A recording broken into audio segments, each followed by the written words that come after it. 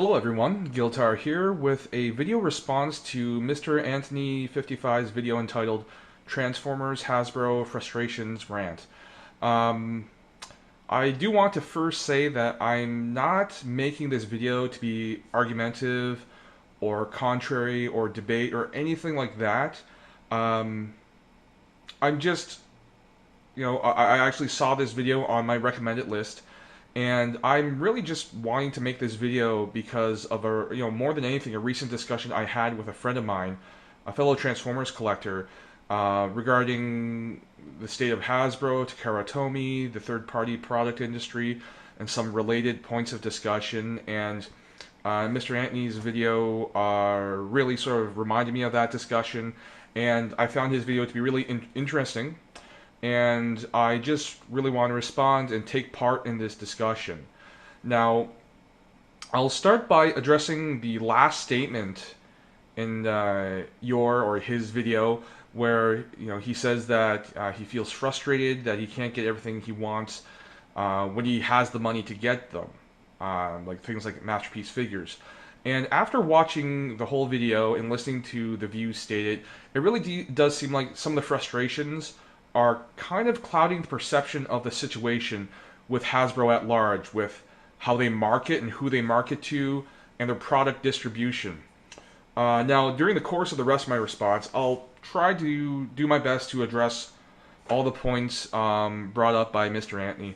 I guess I'll continue on by working in chronological order from here on out. I'll begin with a statement that Hasbro's wide variety of toy lines involved in the Transformers franchise makes it difficult to justify buying relatively expensive Masterpiece toys when there's just simply so much to collect. Now, to me, it kind of seems like you want everything and you can't have it, and that's kind of like the case with life in general. And personally, I've learned something from various seasoned toy collectors who have been around much longer than I have been, and they all pretty much say the same thing. Collect what you like, and make a budget, and set up parameters for your collection.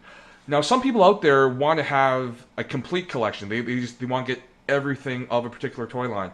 With something like Transformers, it's extremely difficult to achieve, and to be realistic about it, it will take years, possibly a decade or more, if you want to, be able to reasonably put your spare money towards this collecting habit. You can't really do it all at once because, well, you'd have to be extremely wealthy. And as an example for setting up parameters, what a lot of collectors do is they set up or rather they come up with an ideal or a theme for their collection. Transformers, for example, some fans, they'll go with a sort of perspective of, I just want G1 toys. So all they'll do, or for the most part, what they'll do is collect G1 toys, Generation 1 toys. Another example is people who really like the Generation 1, part of the franchise. So they'll collect G1 toys, but they'll also collect any other toys of G1 reference. So they'll maybe buy a classics toy that references a G1 character, and that would be, again, within their, collecting parameter, and it would allow them to selectively purchase products without breaking the bank, without going over their own budget, because as Mr. Anthony stated, he has a home, he has vehicles, he has bills to pay, he has a wife, he has a child. So obviously those are all priorities that are above the list compared to collecting toys, right? But it's still possible to collect things like Masterpiece toys, but again, it's only possible if you budget wisely and if you create some sort of guideline for how you collect. Otherwise, collecting everything that you like can definitely run out of control, and when the reality of not being able to buy everything that you want, because there are so many great things out there, when that reality sets in, then you realize, it's kind of overwhelming, and so I can definitely see his perspective. I myself had to really think hard about what I wanted to collect, how I wanted to collect it, and essentially set up a sort of collecting plan, or almost like a business plan of how I wanted to approach it. And it's something that is a work in progress. It changes from time to time, depending on my ability to gain income, and my living conditions, and the fact that I also have a personal life. I have other priorities like bills and people to take care of. So it's something that's fluid, and it has to be able to change, and you have to be able to sort of rearrange the plan when necessary. So the next point I wanted to address just quickly is just the whole third-party product situation. I do think that Mr. Anthony kind of overstates the amount of money that they normally cost.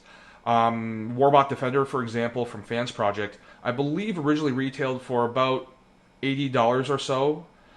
It wasn't until it was released in subsequent production runs with obviously more demand that the price raised up to I think $85, $90 or so.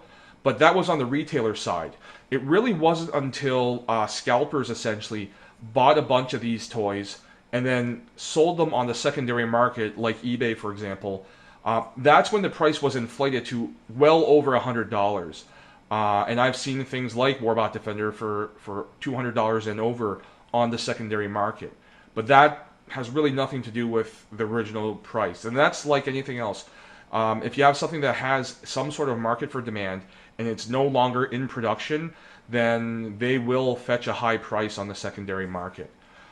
I guess the next point I want to take a look at is the question regarding, how can people afford Masterpiece figures and still have live in a house and not be sort of compromising all the other expenses that they have. All I can say is that most people that can afford to collect Masterpiece figures, first of all, they could afford them simply because they have the ability to buy such expensive items at their own leisure. Another reason why, and again, it comes down to having a budget and collecting, and coming down to having a collecting guideline. Most people who have Masterpiece figures don't buy everything that they want. They just simply can't. They can't afford it. So they will bide their time and basically prioritize their purchases. For example, if you know something that will sell out in a relatively short period of time, you would normally buy that first. Anything else that you want to collect, if it is something that has a good chance of being around on the market for a fair amount of time, buy them afterwards because you can still buy them at the manufacturer's suggested retail price. Whereas in-demand items, if they're likely to sell out soon, you want to buy those first so that when they do sell out, you're not stuck with looking for them on the secondary market. Now, something else that was asked was Mr. Anthony asked why we don't see more Masterpiece figures at Toys R Us or other retail chains like Target, Walmart, and so on. The answer is pretty simple in that Masterpiece figures are a premium product. They originate from Takara Tomy, the Japanese division of the franchise of Transformers ownership. And the thing is that the Japanese market is a totally different animal. The Japanese market incorporates a collector specific division. And here in North America, where I live in Canada, the adult collector of toys and other such memorabilia is a relatively new phenomenon, only within the last maybe 4 decades or so. And very similar in Japan, but Japan took off with it much sooner. And there is, as some of you who are watching this video might be aware of and familiar with, the Japanese toy market is extremely diverse, and it does have a very focused division of that market towards the toy collector. And the high-end toy market was basically created because of that. When demand for higher-end toys was being sort of voiced, the manufacturers in Japan answered, and over the next couple of decades, the high-end toy industry has basically been progressing. Here in North America and in other parts of the world, not so much. I mean, in North America, we are seeing things like the NECA company, which I'm a big fan of. I love NECA products or NECA products. But aside from them, most other high-end toy companies are more on the indie or the independent scene. Like the Four Horsemen, for example, they don't usually, aside from their contracted work to companies like DC, their own work does not go into retail outlets. They usually sell through their own venues. So yeah, like again, the reason why we don't see masterpiece figures more often in retailers in North America and in other parts of the world, it's just not worth the risk. The gamble is you order a bunch of these products and then they shelf warm and they don't sell these high ticket items, and they end up trying to get rid of them at a discounted cost, and then they end up losing money. I mean, that's basically against how a business is supposed to run. You're supposed to make money, not lose it. And how most retailers work, because they are based upon selling normally mass production items, they want to sell a lot of cheap products. They want to get as much of that inventory out there to the customers and get the dollars back.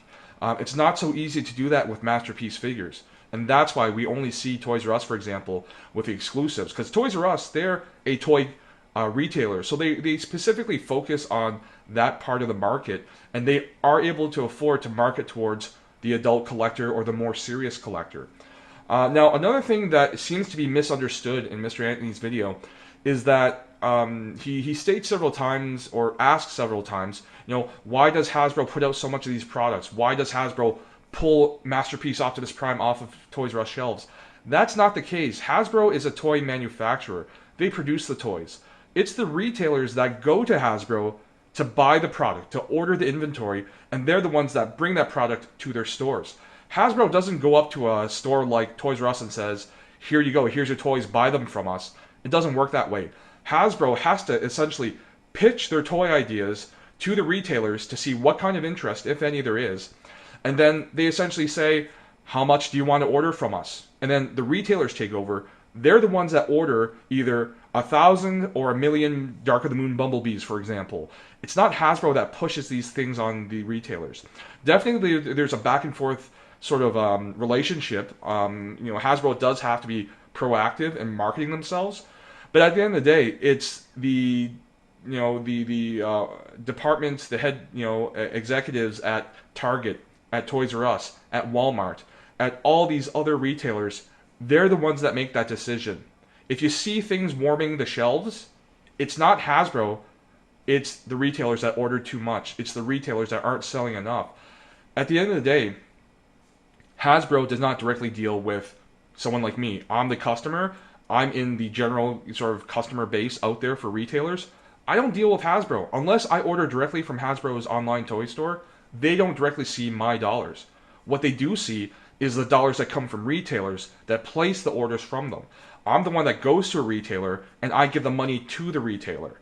My money does not go directly to Hasbro. So that's the thing that I've seen in Mr. Anthony's videos, that there's this constant sort of assumption that Hasbro is somehow controlling distribution and all this other stuff. It's really not the case. And again, tying back to the whole big ticket expensive item like Masterpiece figures, I really can't see something like the majority of the Masterpiece figures doing well. I mean, Mr. Anthony even said it himself. While Optimus Prime, the Masterpiece figure at the Toys R Us exclusive list there, sold like hotcakes, Masterpiece Thundercracker is warming pegs right now. They're taking up space. I'm seeing that too at my own local Toys R Us. I see Thundercrackers, no Optimus Primes. And again, has nothing to do with Hasbro. I mean, Toys R Us, they made a deal with Hasbro to have an exclusive product. Hasbro was convinced by the amount of money Toys R Us was willing to give them. Hasbro then did a production run of Masterpiece Optimus Primes and Masterpiece Thundercrackers for Toys R Us. Outside of that, it's all in Toys R Us, on their shoulders, in their hands. It's their responsibility. At the end of the day, Hasbro really is not the big bad guy that a lot of people see them as, or some sort of lumbering giant that has very little awareness of their customers that they're selling to. I mean, just like look at a simple example of math. The two Masterpiece exclusive figures to Toys R Us, only one of them seems to be selling well, which is Optimus Prime. The other one is stagnating on the shelves. So if you want to just divide that down, it's really a 50% situation. Toys R Us was only able to sell essentially half their inventory of Masterpiece figures. That is by no means a success. I mean, in the business world, ideally, obviously, 100% sales is what you want to aim for, or what you would want. But what people aim for usually in these companies is like 80% or higher inventory movement. So in this case, as far as I'm concerned, Toys R Us really is kind of hurting unless at some point, and I've seen them do it twice in my city at least, they've put the Thundercrackers and other Transformers figures on sale, and still the Masterpiece Thundercrackers, they're down to like $40, $45, really didn't move a lot from the shelves. So again, the Masterpiece figures, they're not an easy sell, and that's why we don't see every other retailer outlet clamoring to get them on the shelves. They realize that $50, $60, $100 toys just don't sell that great compared to the $5, $10 ones, $15 ones. Even $20 ones will sell much better than the more expensive items. Because at the end of the day, yeah, adults buy these toys, but a lot of kids buy these toys too, and it's not them directly buying it, it's their parents.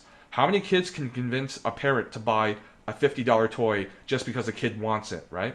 Most parents are like, well, why don't you get this $10 toy? It's still just as bright and shiny. And most kids will be like, I want the bigger one, but I'm still getting a toy, so whatever, right? So moving on to the next point, I think what we need to look at next is the question where Mr. Anthony asks, I'm quoting here, what the hell is going on with Hasbro with respect to their marketing department? Again, it's not Hasbro, it's Toys R Us. There's this assumption that Hasbro is moving product off the shelf or not getting enough product on the shelf. Again, it's, in this case with the Masterpiece Optimus Prime figures, it's Toys R Us that made the order, and Toys R Us who decided how much of an order they wanted to put in for the production run. And if they ordered, it's, Toys R Us's fault. It's not Hasbro's fault. Hasbro has nothing to do with this. And that kind of leads into the next point of the situation with Hasbro and their marketing. It's asked that why isn't Hasbro realizing that adults buy the toys, and that Hasbro should be marketing more towards the adult customers. Really, I think Hasbro is doing a lot of marketing towards the adult customers. Now they're not putting in the flyers, here are some adult collectibles, but they're marketing and focusing a lot of their toy development towards the adult collectors, towards the longtime fans of the Transformers franchise, whose experience and knowledge of the franchise goes right back to 1983-84 in Generation 1 where it all started.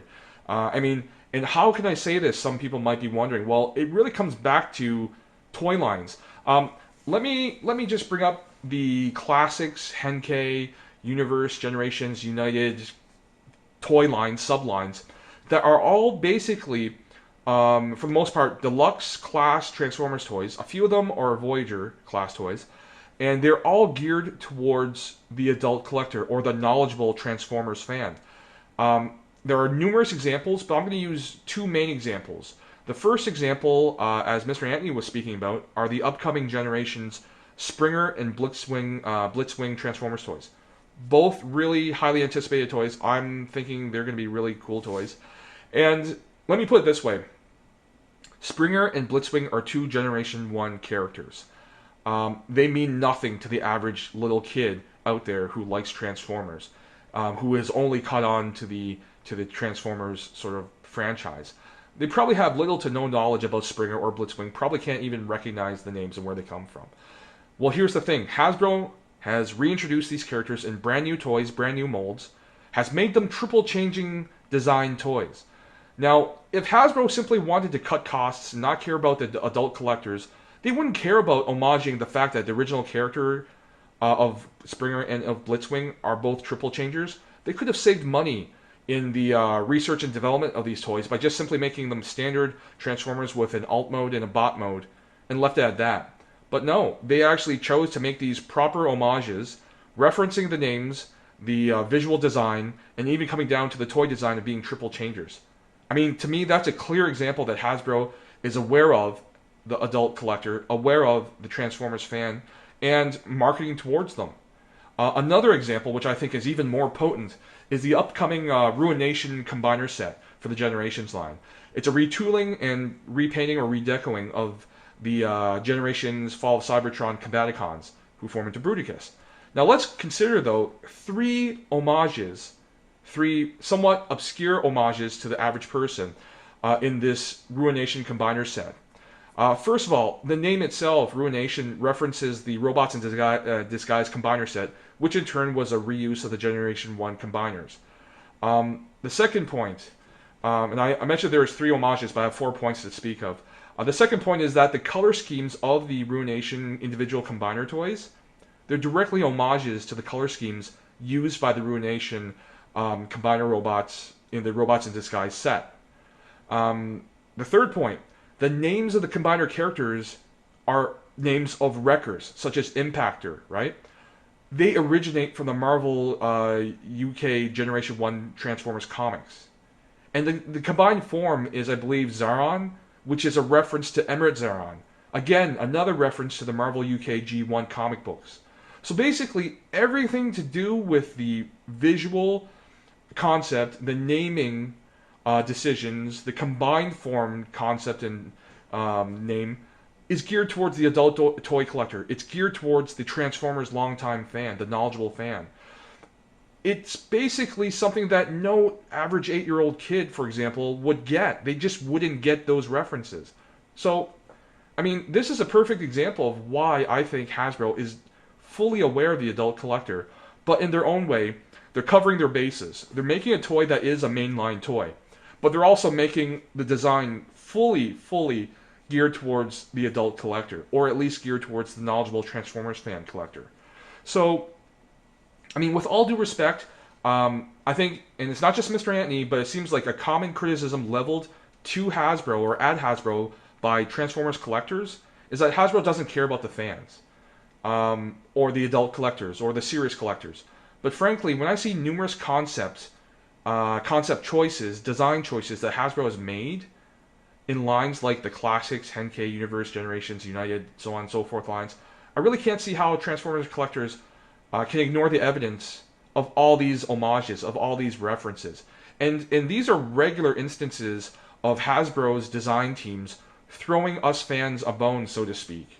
Now, don't get me wrong, Hasbro can be fairly criticized for numerous marketing and product design choices, but lack of awareness of the fan, the collector, just isn't a criticism that I can really see as valid. I think that if people really sat down to take a good hard look at the products that Hasbro has given us, or rather offered to us over the last several years, for sure, over the last decade, they're definitely aware of the fans, they're aware of the collectors, and they're doing what they can within a reasonable business model to cater to both to us as fans and the general customer base that essentially pays most of their bills. You know, it's the millions of kids and their parents that pay for the toys, as opposed to maybe the hundreds of thousands of adult collectors and fans. I'm not saying it's not a significant number, but the fact of the matter is there is no way the adult collector would outnumber the masses of children out there and their parents who pay for it